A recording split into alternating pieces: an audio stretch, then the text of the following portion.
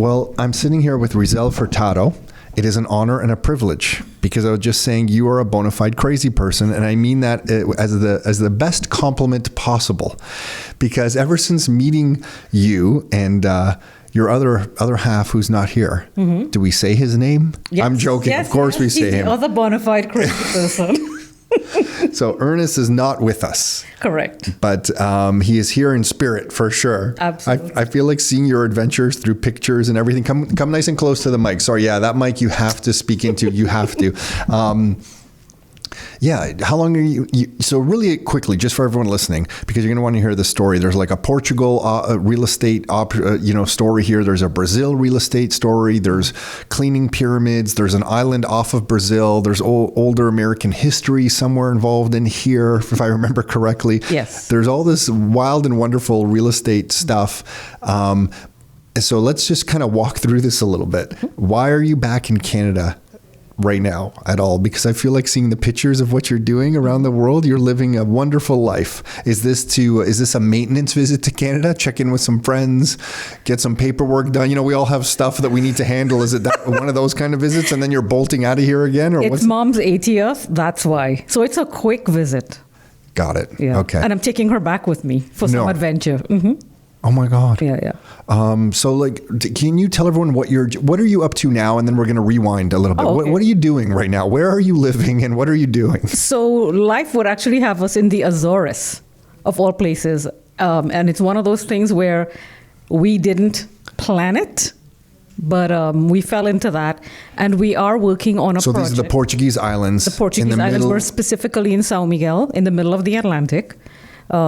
And we have actually two projects that we're working on, and they are connected. They touch. One is 8 acres, and the other one, I forget what the measurement is, but we can build. We have an existing house, and we can build about 3 or 4 more houses on it.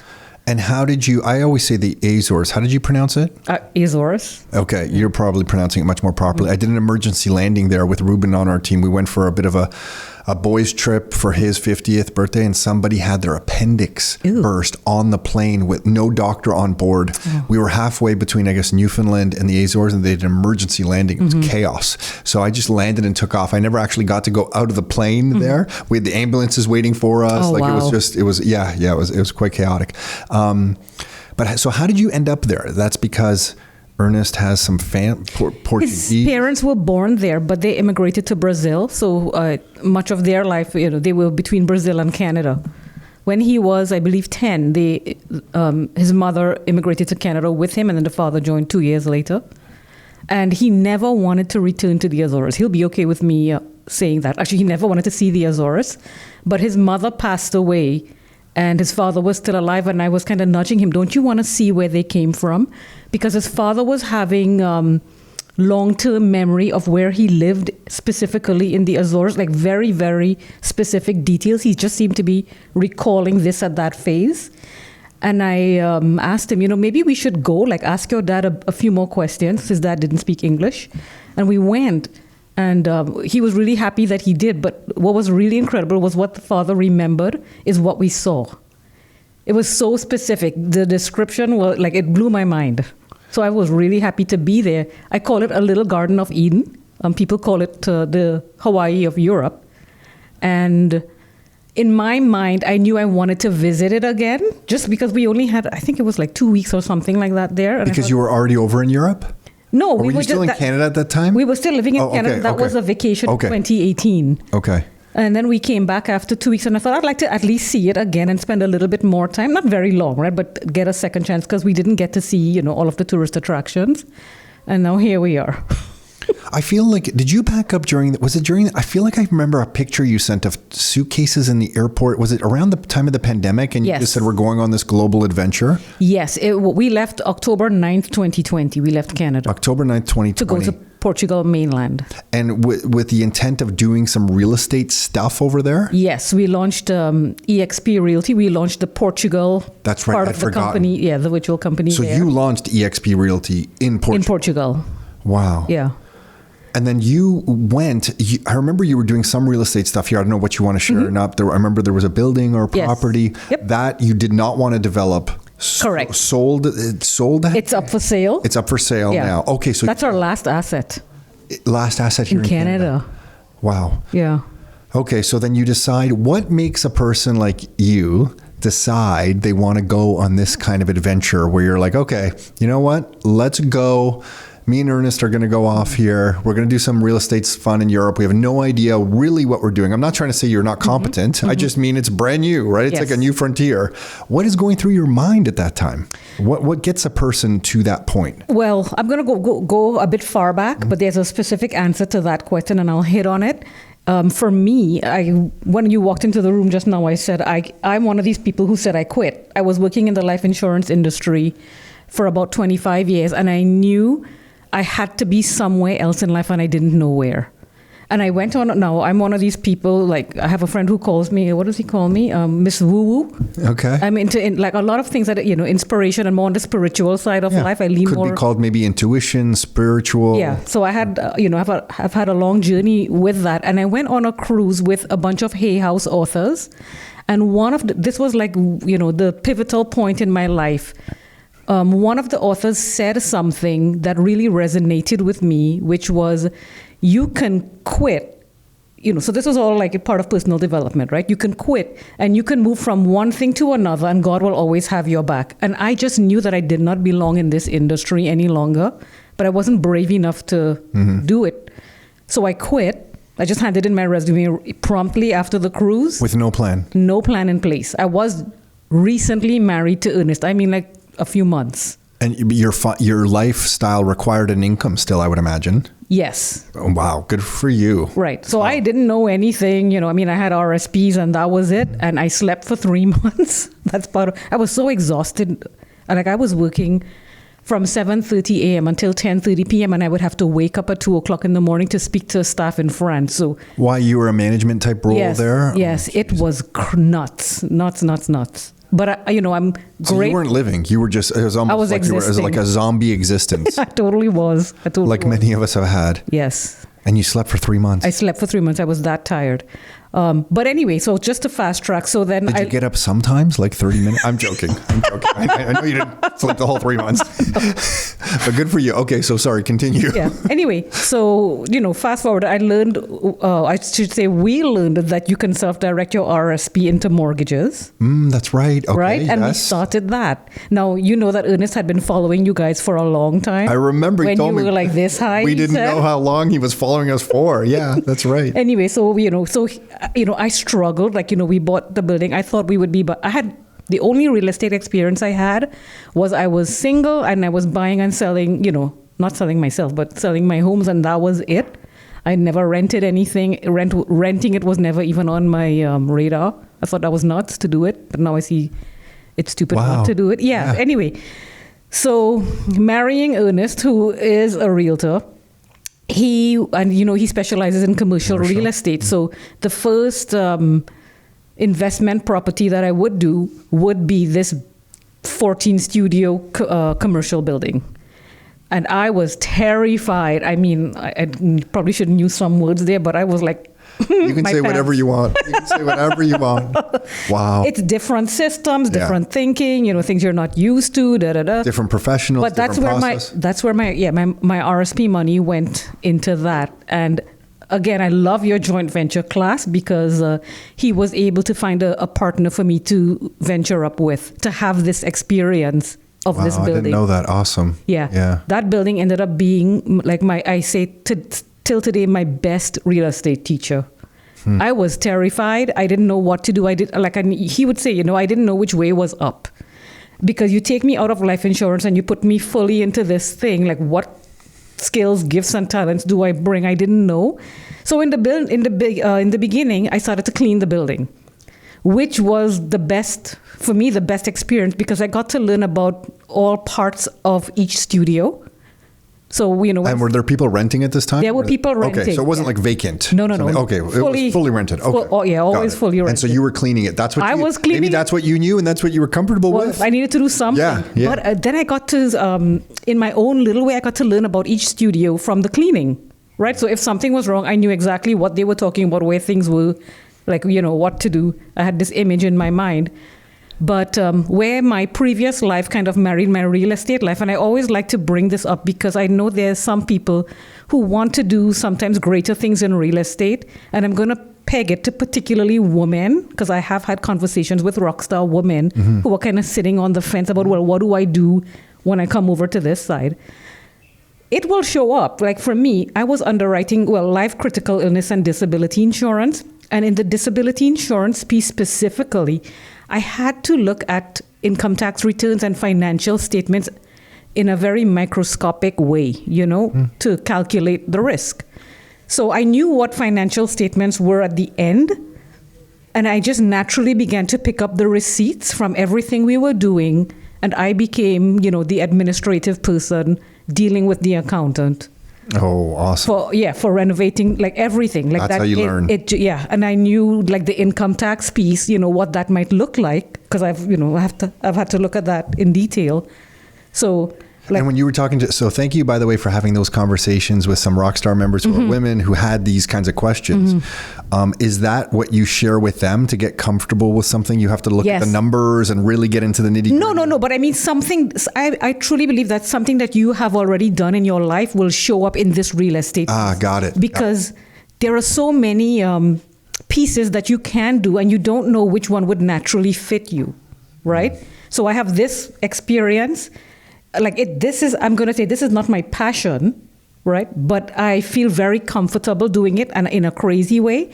I love paying the bills. And, people laugh at me. It's like, I just love keeping it on track, keeping it on time. Like, I'm happy as That's my wife, Carol, in our relationship. Yeah. She's like that. She's very, very happy doing that. To be organized on that front. She loves it. Yeah, that's me. So, so everything is ready for the accountant at the end of each month, both here and in Portugal. Oh my gosh, in Portugal, I can only imagine what you're going through there. Okay, so you're going through this process. I have a question. When you knew you weren't right in that job, or it didn't feel right, what was it? Maybe I'm putting words in your mouth. Was it a feeling that you knew it wasn't right, or was it how did you know you were out of place?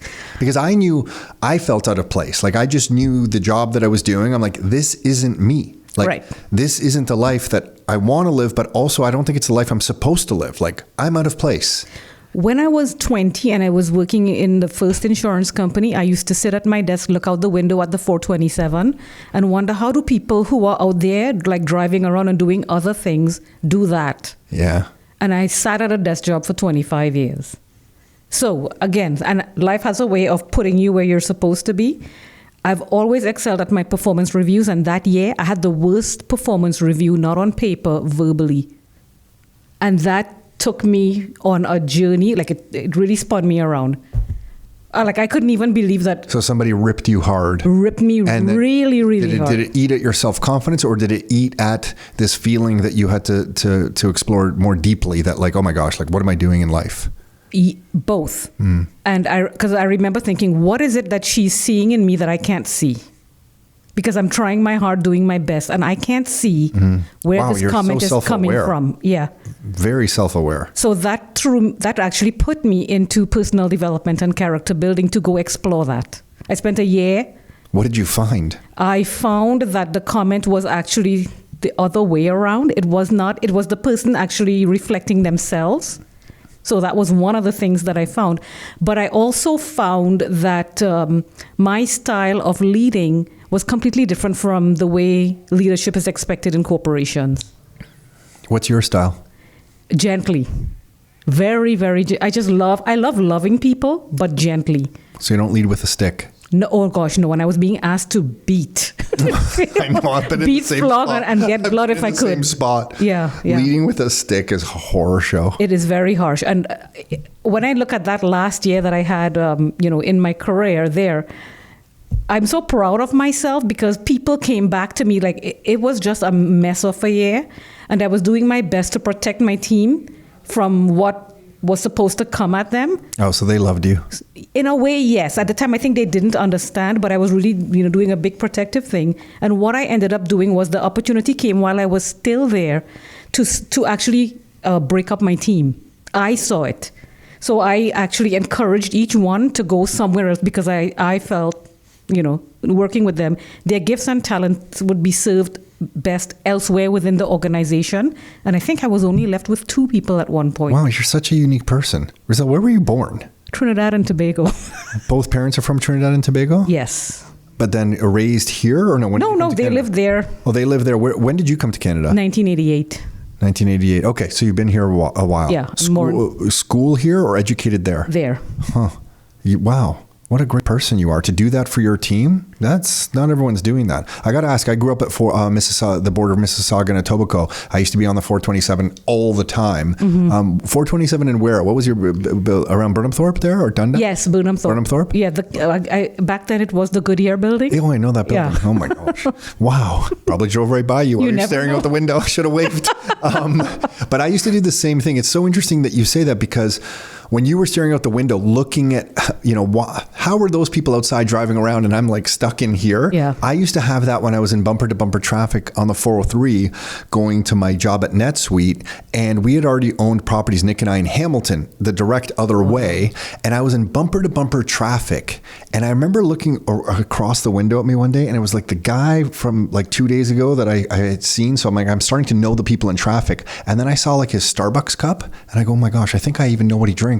I go, this is a horror. Oh my God. This is a horror show. I'm stuck in traffic trying to get to this job that's making me crazy. And then I looked at the other side of the highway, empty, going the other way from rush hour. I know now there's rush hours both ways, every which way. But at the time, the 403 that would have been going westbound was wide open. Eastbound, it was bumper to bumper from Oakville into around the airport. Yes. The other way was empty. And I'm like, wait a second. The properties we have in Hamilton, which are the other way, they make us money. They make cash flow. They're appreciating. Why am I going this way in life?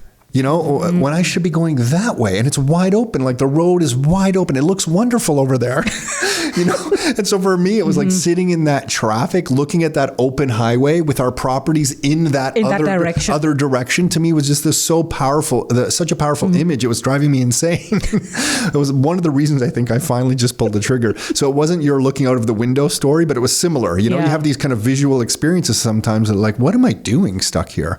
So then you ultimately left. Did you quit that job? I quit that job. And you quit after just that end of that year, after that review? Yes, after 2015. No, not after the review. I stayed and I went on the personal development journey on my own. That's right. On my own dime. Had some awarenesses, had the courage to say I quit. What awarenesses did you have? Anything you could share? At that time, the awareness is like for me, if you have that feeling, now when I think back at 20 years old, I was still thinking, like, what's going on out there? My mind was somewhere else. Maybe you do belong somewhere else. And it's to have the courage to quit. Now, and I know we say, don't follow me and quit with no plan in place, but maybe do follow me and quit with no plan in place. Maybe that's what I did. Yeah. Go where your heart is. Wow. So then where did your heart lead you?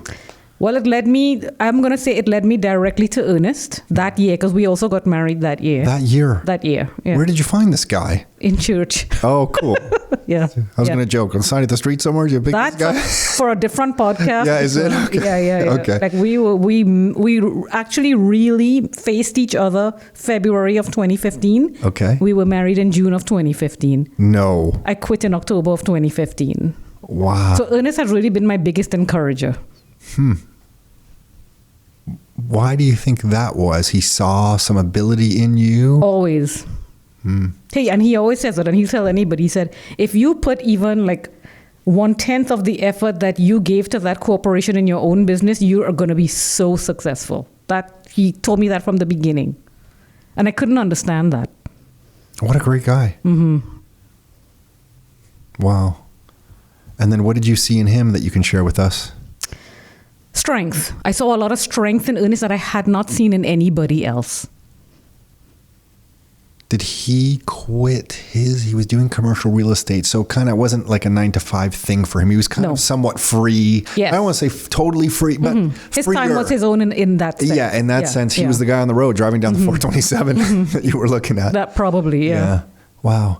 Okay, so then how does this next leg of this real estate journey picks up? But then you guys meet each other, you get married. Yep. So the answer to your question is what really takes us on this journey is we set goals.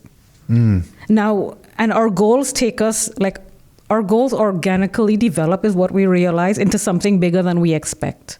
which you might also have experienced in your life.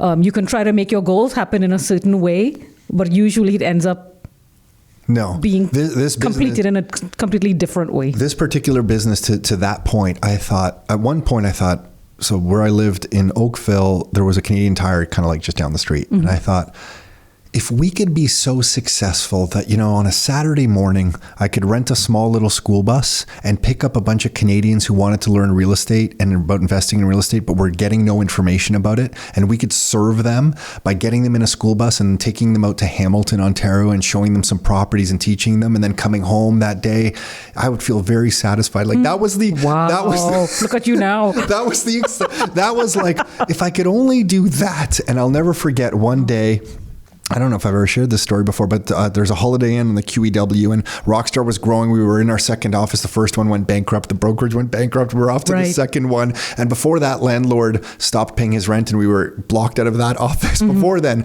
we were growing quite rapidly, and we had a bunch of people sign up for what we call our Fast Start class. And the second half of that class is an educational tour. We still do it to this day. It's in class for the first part and then an educational tour. But it got so big, we couldn't host it in the big boardroom that we had access to that was acting as our training room. So we booked a room at the Holiday Inn, like a mini conference room. And we probably, I guess, had 60 people there. And I think about 30 wanted to go on the educational tour right afterwards. And we rented an extended van, like a school bus thing. And some people went in their own cars, but we offered to anyone who wanted to go with us to go in this van, and we would drive you around. And it was Mike DeZormo in the van driving. He was the driver. And people after the class were piling into the van. And I just remember I was standing there with this massive smile on my face, because it was like this moment. I'm like, oh my gosh. Your dream came true. This is like and coming true. And a guy walked up to me out of the blue. I don't know who this is to this day. I don't know his name. I don't know if I've ever seen him again. He goes, "You were always so happy. Look at you here, just smiling." I think he was kind of saying smiling like a moron, just like smiling in the middle of this hotel lobby. He goes, "You must have life all figured out, eh? Look at you, just so happy."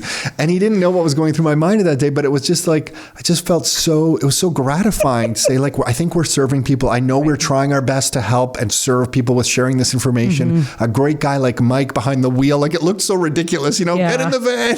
We're going to go look at some student rentals by McMaster University, and you're driving out there. And it was just one of those moments. Aww. So anyway, sorry, got off track there. Yeah. So for you to kind of go through this and to have Ernest's support and have some of these moments start happening for you, it's cool. And then when did you, with the personal development, is this where you understood the concept of the golden thread that you were mentioning earlier? Yes. I love doing personal development. Okay, so can you talk about that a little bit? And then I want to kind of get to Portugal and Brazil, but yeah, like, is this the start, looking back now, is this the start of a kind of like a golden thread moment for you? It's in the golden thread of life, right? What is that concept? So that concept is everything happens to you for a reason, kind of what you we're telling Ernest and I everything. You're here today because of, all of the decisions that you made in the past.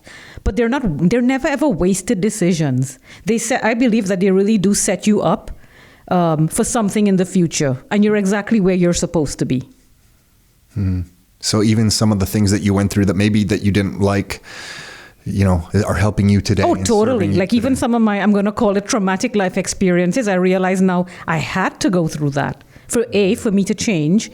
And for example, Ernest and I know, we're both divorced. We had to go through what we went through for us to be able to meet each other. Like I would have never stepped into a church, probably, if that didn't happen. And then, I had my own little experiences and I found myself in the same church as him. So life has a balance to it. It absolutely does. Does that also mean then, in your opinion, that you can't get too high on the positives either?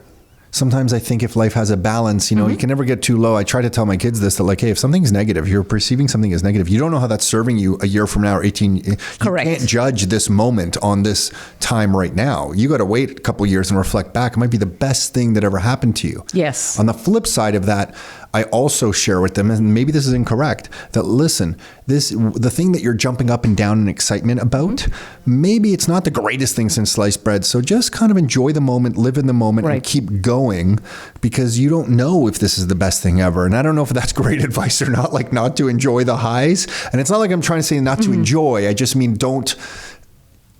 Cherish is the wrong word. Like don't bow, like don't honor, or don't. It's like, this isn't it. You haven't arrived. You know. Yes. This isn't the peak. Correct. Okay? That's it. This is one little peak. Yes. In the big scheme of life, I believe that. Mm-hmm. Wow. Okay. So then what happens next? You guys get married. You do all this in a year. You meet them, you get married. The building you purchased then some time afterwards, I guess? Yes. Yeah, we started the purchase around that time. Okay. Yeah. It took the closing. That's a unique story. It took a little while to close. It actually closed 2 years later. It's in downtown, right? It's in downtown. Yes. Toronto. Yes. Yeah. We worked on the building, cleaned it up, improved it. Cool. Definitely improve the value of the building. But, putting the building aside, the setting of the goals each year, not just individually, but together as a couple. And I think this is really key for people who are in a relationship to engage in that, because you are stronger together as two rather than these individual goals. Mm-hmm. And I believe last year and this year, Ernest and I are seeing the rewards of that. We feel more together in our goals, at least, for sure I do.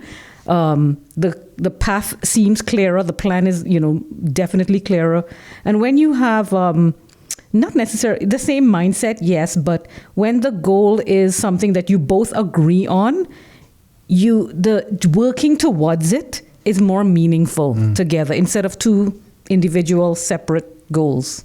I would imagine there's a synergy as well. A total synergy. Yeah, it's like you're working, in tandem with each other all the time.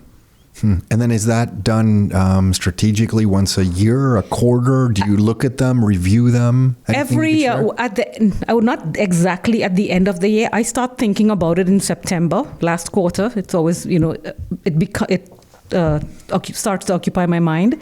But definitely before the end of the year, we mastermind to create the goals. And most of the time, we would have already started the goal that year. Like working on it that year. So we're not starting January. Do you mastermind with each other or also with other people? Sometimes with other people. And how do you do that? That's groups you're part of? And you look from previous masterminds. Okay, so you look for like-minded. So like Nick and I, we paid to be part of masterminds, and then you make some connections that last beyond the official mastermind group or whatever. And then both of you, I feel like, invest in yourselves now. You said you went down the personal development path. Yes. What did that mean for you? Books, courses, events? Both. Okay. Or all. Anything stand out for you? A book, a moment, a thought, an idea? The golden thread would be one. The golden thread. Well, to me, it was more of the companies and the people that I used to mentor me had a big impact on me. And definitely as well, the awarenesses in the first mastermind that I did, which was with a company called Clemmer & Associates in the United States. Okay. The impact it had on me, which really was putting the mirror in front of my face and seeing how I show up in life.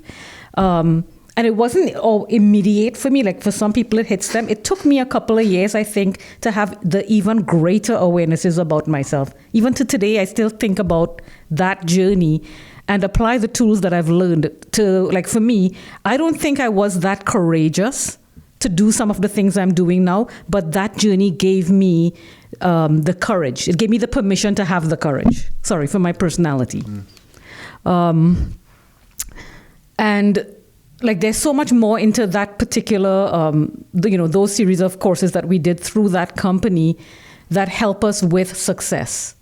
Right, because I mean, if you are along the path of success, there are certain things that that you must know about success and follow. What are those? Like, for example, I'm going to actually use one of the stickers, a little thing like, your stickers are a big part of my success journey. So if your money isn't working for you, you'll always be working for your money.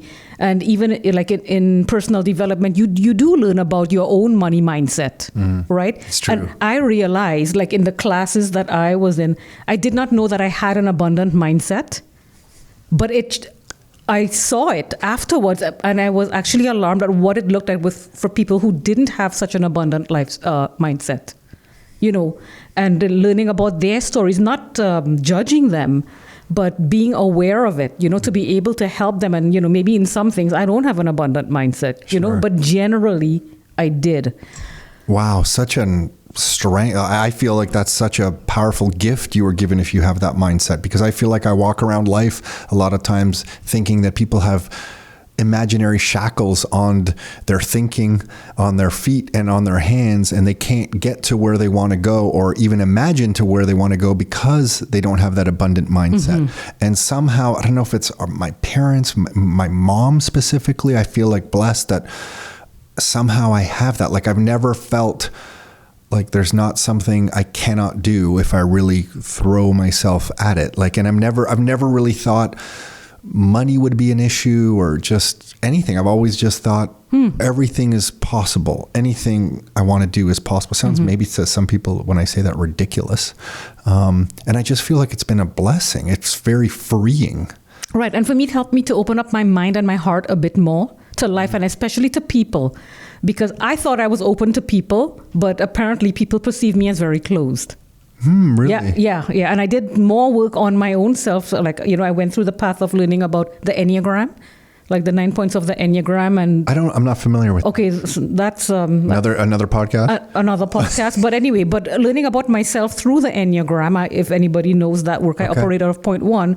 I didn't realize that. Yeah, I do. People can perceive me as very close, very rigid. Like a straight line, very linear kind of person. Well, I guess when I met you, you're always just so cheerful and smiling. And I feel like maybe I met you at a different stage where that was not the perception that you gave off. But right. But sure, right, I can see how people change.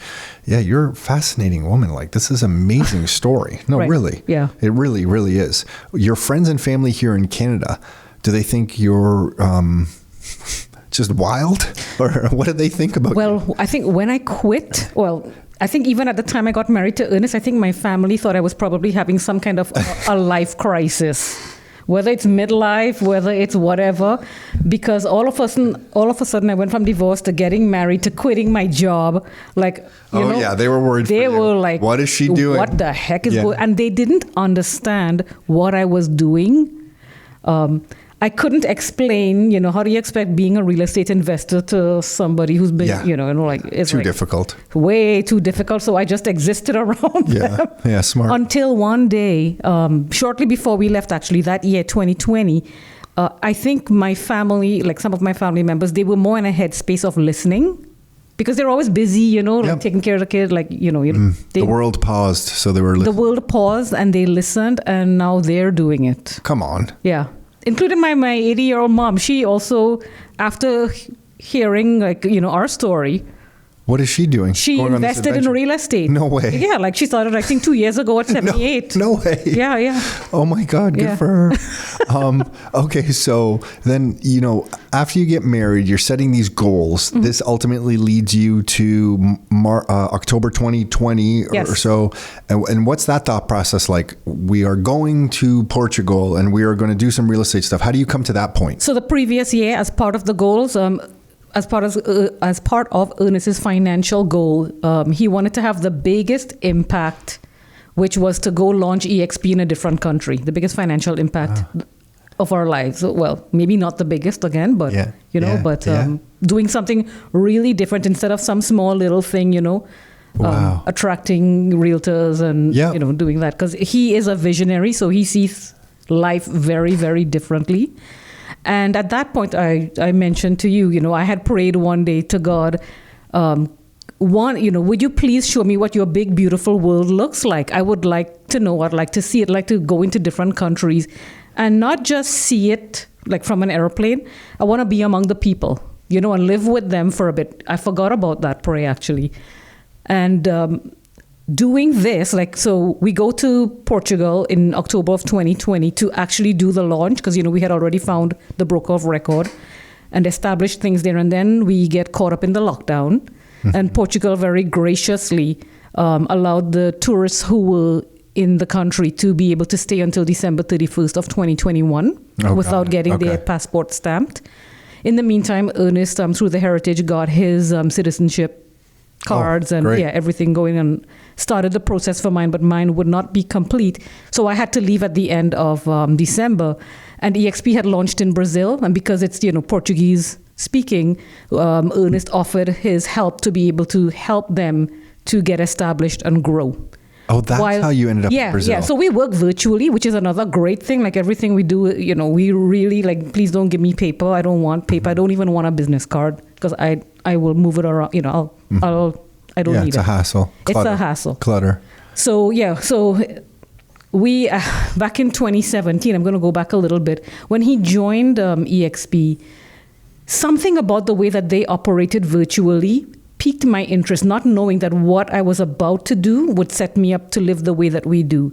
Because they're virtual, watching how they run their business virtually, I started to just take every single box of paper that we had and scan what was important. Because what ended up happening as well is we started to travel and we needed to see our document. And of course, if it's sitting in a box at home, it's of no good to us. So we started to put everything where we can access it from the phones, even on cruise ships. You're doing something and, we were doing business transactions once on a cruise, and trying to get something resolved. It made life so easy. So by the time we left in October 2020, everything that we needed was already scanned and filed. Awesome. You're ready to go. So we were totally ready to go. Anyway, so our intention was to be in Portugal actually for 6 months and then figure out life after that. We know whether we come back to Canada or go somewhere else. But with that permission to stay for the year, we ended up staying for the year. Went to Brazil. We were going to stay there for 3 months and we loved it so much we stayed for 6. Wow. It was phenomenal. What a different country, different experience. And then do you stumble into that real estate deal then or no? We were looking at some. Now, with currencies, which our mind is always wrapped around, because of the way we live, we're watching currencies, right? Sure. Bitcoin, because we have to have a spectrum of, what's happening because of how we live. And as attractive as it seemed at the time to do something in Brazil, there was going to be the election, which was, a red flag to us not to venture in yet. And the actual currency of Brazil, right? Because do we want euros? I mean, if you're actually, working in, paper money, which one would you pick? Sure. And, the euro was still very Stronger. attractive to us. Yeah, but the election in Brazil is what made us put a halt on everything. So you went back to Portugal? So we went back to Portugal because by that time I could legally re-enter Portugal. Okay. Because I think was it at that point that you came on a Zoom call with us and you were showing us some old properties, like beautiful stone properties and beautiful kind of hillsides. That was in Portugal? That was in Portugal. Azores? Okay. Now, what ended up happening to tie us to the Azores is when we were in Brazil, Ernest was training some of his team members, and there was one in particular. He was teaching him how to look for bigger deals and how to identify what a deal is. So this guy, he kept showing him, all these different things. And this property that we purchased came up.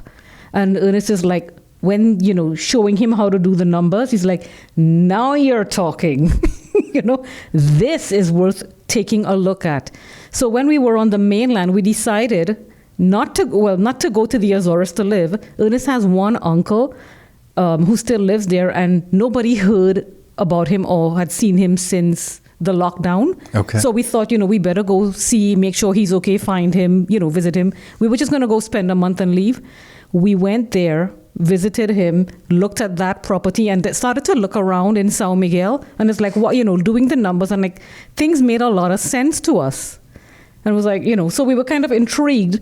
So we ended up buying not just one, but the 2 properties to develop. What kind of properties are they? So just, you can buy land, I mean, it is still so inexpensive. We were looking at one that for 160,000 euros, 140,000 euros, and you can divide it. And we were able to put up 8 houses on that. So imagine, doing that and selling those. Wow. So this is on the border of a slightly urban area on one of the islands? Yeah. You could find these lots that you could subdivide. You can subdivide. And you could work with the government, the municipality, whatever it is there. Like, because I know in Europe, at least in Croatia, it can be sometimes difficult to just get things done. But I guess with Ernest, he speaks Portuguese, you said. Portuguese. So you were able to kind of get what you needed done? Yeah, well, we were in conversation now. Ponta Delgada, the capital, and the Ponta Delgada region region, so like Peel region or Halton region, is undergoing a rezoning. So anybody who has, I believe it's agricultural land, and they wanted to change it to urban, this is your opportunity to do it. So we also knew that, right? So the timing we were was looking right. at pieces along, that would fit. So this is all recent. Is this something you're still working on, I'd imagine? Yes. Yeah, okay. Yes, yeah. And yes, like much of Europe, things do take longer. Yeah. It is a part, I call it expat living. We have friends who are doing developments as well in Costa Rica. So we do compare stories, both countries, as The expats. same. I'm sure it's the same. Sometimes you want to take an axe. Yeah. You need to, The Canadian in you has to just slow down. Yes. It's just not happening. Correct. Yeah. Yes. They look at you like you're crazy. Like, Yes. what's the rush? What is your problem? Correct. Yes. What is the mad rush? Yeah. What is wrong with you? Yes. Why do you want this done on Tuesday and when it can be done 6 months from now? I don't Correct. understand. So actually, and that's been a part of our life teaching, like it's not so much what is the rush, what is the North American rush might be the question. And I believe anywhere you go as an expat, to venture in, you do have to adapt to the culture. You can try to change it, but sometimes it could be more frustrating. So, you fight the battles that you could. Sure. And then I have this image of you cleaning a pyramid or something. Is this accurate? This was on an island off of Brazil. No, do I have it confused? This is the one in the Azores. Oh, that had a pyramid on. I remember this picture of two pyramids in the background. That's it. Mm-hmm. I just had this image. Something in the email that I got from you was like, there's these beautiful pictures of you guys. Yes. It's like we're cleaning pyramids or something. Are those pyramids? They're still there. They're still there. Historical. So one of the properties that we purchased belonged to a person called Thomas Hickling, who was the first vice consul from the United States for the Azores. That his manor on the property was built, I believe it was in 1802, if I remember well. It's a ruin, right? It's 10,000 square feet of space. It's beautiful, it's still beautiful. It was built by Americans, so the workmanship, even though it's in a ruin, I'm in awe when I look at it. How the precision. Wow. Yeah. It's not sloppily built. It was very well. Beauty. You can appreciate beauty. Yeah, beauty. Now that property, from what I remember, it was a beautiful garden. And he was also the person responsible for bringing in the citrus trade into São Miguel. And these two pyramids, one looks kind of like an Aztec pyramid, and the other one, I call it the cake pyramid. So one is square and one is round. They will look out for ships. So that's why he built them? That's why he built them. Lookout pyramids. Yes, the main road ran in front of his manor. And apparently, it wasn't quite beachfront, there was trees and whatever, and then the shoreline. Wow. So it's been probably reclaimed a bit to build houses, in front of that. So where the property is located, you can, and we do, we pull, we open the kitchen windows in the morning and you can see the ships. Wow. It's right there. Beautiful. The cruise ships are they're like a big, beautiful sight to us. So imagine that, because they would have to wait for the ships to see the ships before they harvest, because it's a perishable This is item. great. When you guys are done with this project, somebody's going to buy a lot with a pyramid in the backyard. Perfect. Yes. Bonus. Hey, what did you buy? I got this house in this island in the middle of the Atlantic, the Hawaiian Islands of Europe, and I got a pyramid in the backyard. You guys should come by. You can stay in the pyramid if you want. It's beautiful. It's like the Azores version of a bunkie here in Canada. It's like, hey, we're staying in our pyramid, made by some American guy. It's beautiful, and even on the cake pyramid, the weather system is a bit different at the top. Would you believe? No that? way. It's not. Yeah, I think it's about 70 or 80 feet high. Oh man. Yeah. Okay, and then so this is all going on, and then in my mind you had something going on in Brazil. Is that incorrect? Did I remember that incorrectly? No, we parked all of that. We did set up a company there. Okay, I forgot where you're at. We did not. It's difficult to keep track of you guys. I know. It's difficult to keep track. I know. Okay, so that's kind of something that you might explore in the future. We might. And Ernest is right now then in Portugal on the Azores doing some stuff to propel this along. Yes. At a turtle pace like it happens over there. Well, actually, you know what? You're pushing it now? He's been pushing it. Yeah. Because he is a mover and a shaker. One guy, when we first got that, this property, and we started to do the big cleanup, because remember, it's been sitting like that for 200 years, right? So you can imagine what in the world we faced. This old guy came up to him one day and said in Portuguese, you are the hardest working person on this island. He watches him. because he's here, he's there. Because out there is like kind of bushwhack and cleaning the lots up. Oh, like, no, we pay people for that. Oh, you pay people for that. Okay, Yeah, but I guess, is there some other properties on there, some old structures and stuff, or no, just No, land? we're right now, we have already kind of excavated the land and leveling it off to have the survey done. Like we had one survey done. So you hired excavators to come in? Yes. Oh, yes. Holy yes, smokes. yeah, So yeah. you hired excavators on the island? Yeah. That's easy enough to find? There are some. Wow. Okay. Once you venture into something like this, so this is my first development experience, which is something that I wanted. I can't believe your first development experience is on an island in the Azores. I know, me too, but it's kind of neat. Yeah, it's amazing. I totally believe in it. It's unique. People love it. We actually have some people who are already they want to live there. And is that the stages from here? So did you hire someone to do? Is there designs for what you're going to build on there yet? Yes. Is that the point you're at? We are we're speaking to the architect right now. Okay. Yeah. We've gone through a few architects. So if you're in an expat kind of life, what we're understanding is it's usual to change architects. So, because people have been recommending one particular one to us and we had to go find him and peg him. Yeah, got it. And we finally were able to find him and peg him. And then when it's available, when you have these drawings done, I guess would you sell one or two? Would you pre-sell one or two? Yeah, we will. Okay, yes, awesome. yes. We will start with the smaller piece of land. Okay. That's our intention, get those sold. And, we're working on both concurrently, but the larger one, the one that's on Thomas Hickland's property, that one will be multiple homes at different levels. From the pictures I've seen, the pictures alone, I feel like are going to sell this place. If you put pictures on a website for this project, you got to share it with us so we can kind of spread the message just for people to see this. Never mind, someone might be interested, but just to see what you're going through is amazing. Oh, yeah. Okay, so that's the stage you're at now. And then how long do you think this project will take you from here? I think when we were calculating it, about 2 to 5 years, because it's just like Toronto where you have to wait for approvals and things like you have to go through that process. So while we're waiting on that, we're doing everything else that we possibly can do. We're even because with 8 acres, imagine the number of plants you need. So don't laugh at me, but I already have we have about 100 avocado seeds in various stages. We are working with a landscape architect. And selecting the trees and, doing all of those. And who would buy these properties, do you think? Is it locals or no? People coming back to the area? It's going to be a closed community and we're looking at expats. So people who want to come, maybe just live a little bit, put it up in a rental pool. Can a Canadian buy or Canadian or American, can they buy really easily there? Yes. Yeah? Yes. Do you have to form a corp? Do you know? You need a NIF, which is like a social insurance number. That's really easy to get. So you apply for it? Yeah. For us, I'll use myself as an example. You have to have somebody who will sponsor you, they call it. Okay. Which is sign off on you, that they're also responsible for you. But you can go to the finances department. And when I paid for it, I think it was 30 euros. It was really inexpensive. And they just give it to you with your Canadian ID.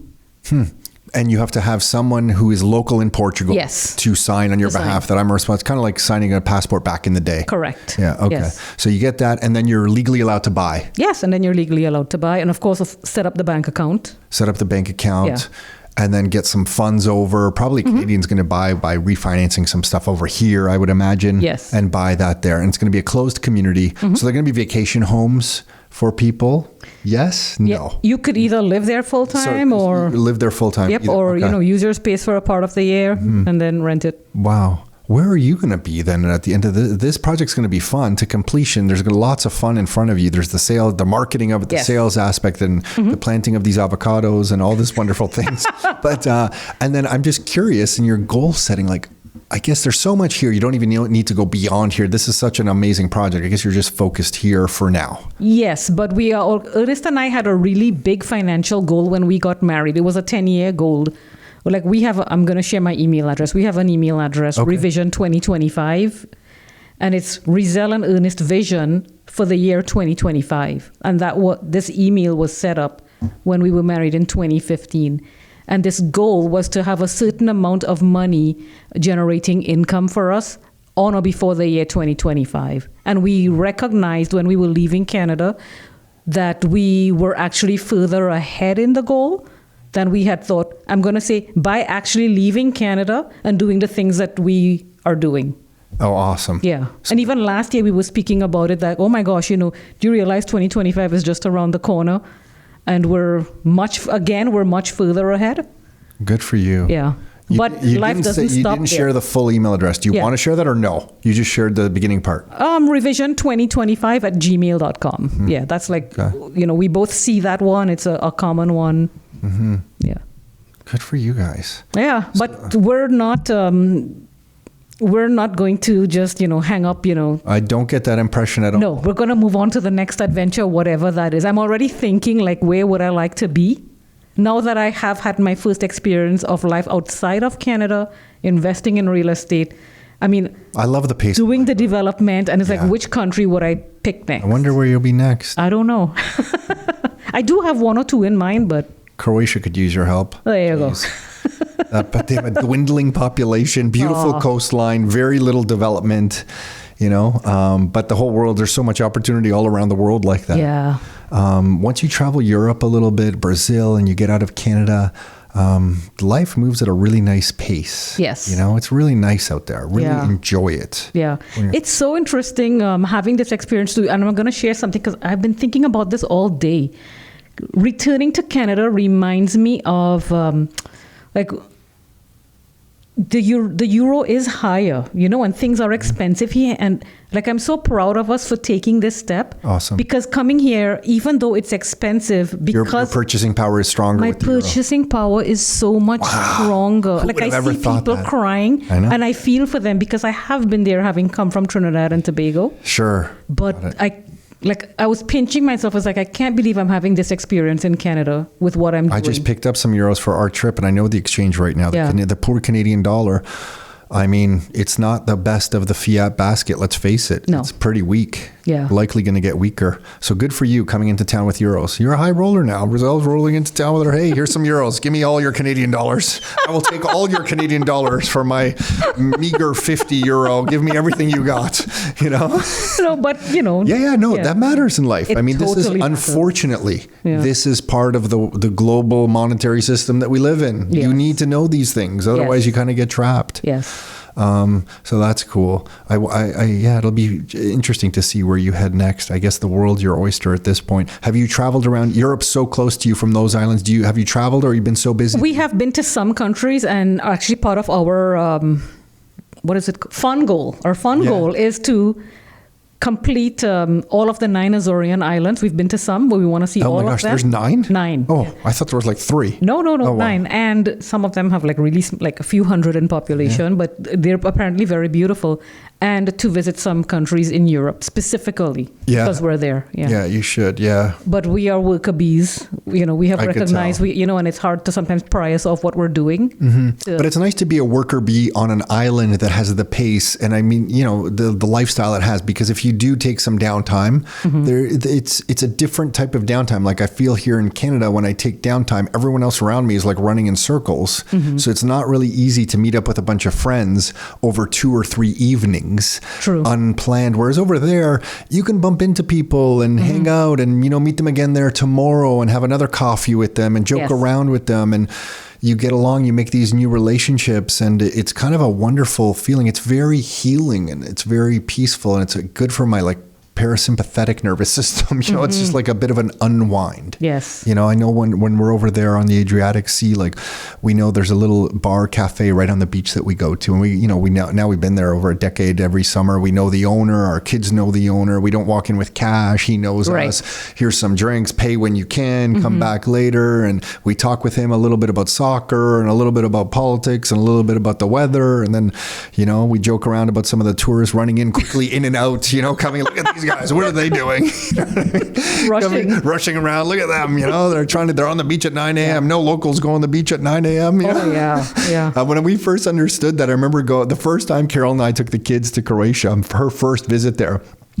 We were staying at my aunt's place right on the coast, and we got up in the morning. We got the kids out. You know, we had young kids. We're out on the beach, and it was 9 a.m. And I remember looking around this beautiful beach. I'm like, Carol, where is everybody? Oh. Why are they not here? And it was a beautiful setting for us. Right. But then I realized that the locals, like, they're not coming out to the beach till like maybe 2 p.m., 4 p.m. You know, they're not going out to the beach at that time. It's too hot. In the morning, they're still sleeping. Yes. And then in midday, it's way too hot. Yes. So they come out like at 4 p.m. at the beach, right? It's a totally different experience.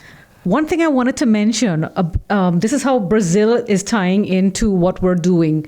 And again, everything happens for a reason. There's a purpose behind it. So when we were in Brazil, Ernest had a cousin who lived in this town called João Pessoa in the northeastern part of the country. Okay. And we fell in love with this place, not just because it's along the coast, so it looks like the Caribbean Sea. The water is 27 degrees. You know? Wow. It's beautiful. But it's the community of João Pessoa that blew our mind. Like, you guys are active. Like, I mean, go learn a little bit of Portuguese and go visit this place. Really? The community wakes up at 4:30 a.m. every day. Like, they're up. The sun, it's the north-south, it's the most easterly point of the Americas. And it's called João Pessoa, the first son of the Americas. And why are they up at that time? Because it's bright. Yeah, like by 5 o'clock, it's very, very bright. They are out exercise. They close down the streets and they are exercising. They're running, they're biking, there's beach volleyball, they're swimming. Oh my gosh. Like, you name it. Like at 6 o'clock, even my mom, she came to visit us. We had her out there with the seniors group exercising at 6 o'clock in the morning. Love it. Every when day. that sunshine is out, I just came from visiting a friend in Arizona, and when the sun is up and it's so bright, you're excited to get up. You know, it was 115 degrees, by the way, in Arizona last week. Yes, I saw. It was crazy. But I went to a CrossFit class at 8 a.m. It was 84 degrees. 84 degrees at 6 a.m. But there was a packed class. Afterwards, you're outside, the sun is shining, driving around, there's trails to go on, there's hiking, cycling. You could tell it was just this outdoor culture, but a lot of it just came from just the sunshine. Yes. Just bright. You know? And the walking trails even start at the airport. Because I remember when we landed, I'm like... So you land off a plane, you could just start walking. People are walking and biking from the airport. Like, this is kind of different. But anyway, so that experience we had at João Pessoa is something we want to put into this closed community. Oh, brilliant. To have the facilities that you can be up early and do any type of exercise that you want, that the space permits. There's just something magical about getting up with the sun, working out in the morning, reading a little bit, and then having your coffee. And by 8 a.m., you feel like you've had a full day. Yes. Like, you just feel like anything else that happens is a bonus because I just lived a complete day. Amen. You know? Yeah. And it's 8 a.m. Yeah. And from that property, you have the view of the sea. So, like, for us, grab your coffee, just standing up there looking at the ocean. You could look at it for hours. It's so beautiful. Yeah. Oh man, I do that all the time, just staring out there. And every once in a while, we'll see a dolphin come out of the water, just pop out. And I'm just so happy for you. You're on this wonderful journey, and I'm glad you're not staring out the window at the 427 anymore. I just sometimes think of like how I was there, and I really want to thank you for sharing this story because I know there's more of us out there who are wondering, how do you, when do you, could you walk away? And I think the safe advice is to maybe have some cash flow or an idea, but it's cool to hear you just pulled the trigger and you just went. It must be very gratifying in a very humble way for you to come back here and meet with some of your friends and not as a braggart in any way, but in a humble way just to share your story. And I think you're probably having an inspirational impact on your friends and family and people who maybe watch you from afar, even more than you know. And thank you for sharing all the pictures and your stories that you share with us, because then we share them in the Rockstar communication with members as best we can, just to share what you guys are doing, because I think it opens your mind to what's possible. And when you get in a rut, it can feel very dark sometimes and very closing. Yes. You can't see what's possible for you in life. And what's exciting to me is that if everyone is living their best life like you clearly are, you're sharing your natural gifts to the world, and we all get to benefit. This beautiful new community facilities going to be built that would have never been built if you and Ernest weren't out there working as hard as the hardest working guy in all of Portugal's out there working. He's probably doing something out there right now. You're here. I'm not saying you're not working. Of course, you're running around. Oh, yeah. Hey, the traffic in Toronto. I'm sure you're just appreciating the traffic in Toronto right now. You're working. Yes. It's just a different type of work. It's a different type of work. But it's just, I don't know. I just don't know how to say thank you enough for sharing this story and just seeing you guys having meetings over the years. I think I remember you came to a VIP meeting and you shared something, or Ernest shared something. The hot seat moment. A hot seat moment. I forget. I feel like there was like a bit of a moment there. I even forget what it was, but I remember, I think it was listening to Ernest and just thinking, I don't know, this guy's got a lot of potential here. What's going on? Just do it. I forget what we discussed specifically. That's okay. But we think about that often because that is a trigger for us to remember that moment and that conversation. Yeah. That keeps us going. So thank you. Well, no problem. I don't even remember what we said, but I remember when you're on the outside listening to someone else, you can so clearly see someone's potential. And then when you hear them say something different, it just, you kind of want to hit them across the face, and not in a physical way. You just kind of want to wake them up verbally, right. You know, just to say. So maybe we were a little harsh. Were we? No. Okay. And sometimes I know I can be a little harsh in those environments. No, and I want to put this out there because sometimes people misunderstand Ernest and I because we're very direct. Like I will share pretty much everything because like what do I have to hide, right? I just want the best for people and I'd rather be honest with people. So when we have learned, like when we receive feedback, it's just feedback. It's not, you're not slapping us. You have the best, for us. Sure. And you're helping us to kind of just renew our minds in that sense and hit the reset button. It's like, hello, you're not, we can see your potential. Totally. We do that to people. We can see so much potential in people, but they can't see it in themselves. So having said that, before we wrap up here, what have been some of the challenges that have really been tested you to this point? Has it been having patience as an expat? Have the finances stressed you out? I'm just trying to think. Is there something, the relationships and leaving Canada, has there been something that has been more difficult than anticipated?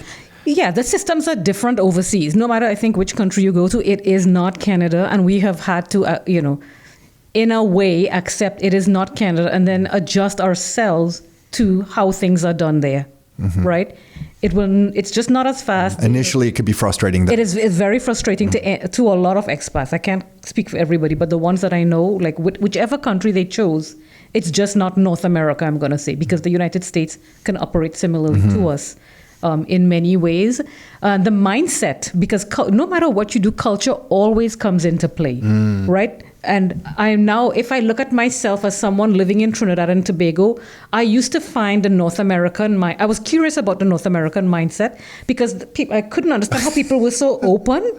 Oh. Right? Like a North American could speak about anything and they knew a lot of things, and I'm in my little Trinidad mind. Oh, wow. I'm not saying that Trinidadians are like that. I got I'm not putting anybody down. But for me, because, living in a small island, I'm exposed to, only certain things.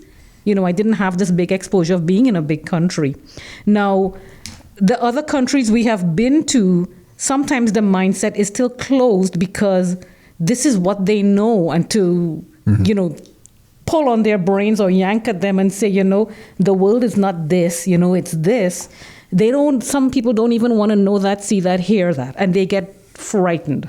It's interesting you say that, especially in Europe, because they have hundreds of years of family history that has kind of codified or solidified some of their beliefs, whereas you're coming with this new perspective. I noticed that also in Europe when you meet some families that have lived in an area that you might have so much development potential, but they just go back to a story of a family 150 years ago that did something that maybe didn't work out, and that's still in the family consciousness in some way, so they won't proceed with an idea. Right. They just have this hundreds and hundreds of years of history. I know when we go to visit family over there, they'll point to a hill on the horizon and see that hill, that was my grandfather's hill. And you're definitely not going to develop anything on that hill. That hill stays with my family the way it is. When you're looking at this hill, you're like, it's a perfect development opportunity. But they can't see it. But And the other thing is the politics will come into play. And I don't necessarily mean the current government, but the history of the country that you're in. Like we had to become very aware that, Portugal came from socialism in the recent history.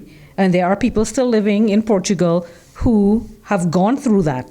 So they still have a socialist mindset. Like I never in my life thought that, it would make a difference, but it absolutely does. But knowing that, like, if you study, where you're going to understand the culture and the politics a bit will help you in how you approach and address some of what you're doing. Okay, so in your personal development journey, and then I'm going to let you go. In your personal development journey, the top 1, 2, or 3 things that you would share with someone that had either an impact on you or that you think could have an impact on other people, a habit, a thought process, a belief. Is there 1 or 2 things in the personal development world? I know I'm putting you on the spot. That's Anything fine. that comes to mind? Well, I'm going to pick the most recent one, which was my Success Intelligence Mastermind. There was an exercise of examining what is success. I had to sit with that question every day for 6 months. What is success today? And it was a wide open question, and you would not believe the shift in the mindset when you ponder on that question as to what is success today. Your definition of success will be redefined. So if you think you're stuck, maybe sit with that question. What is success today? And redefine what success is today.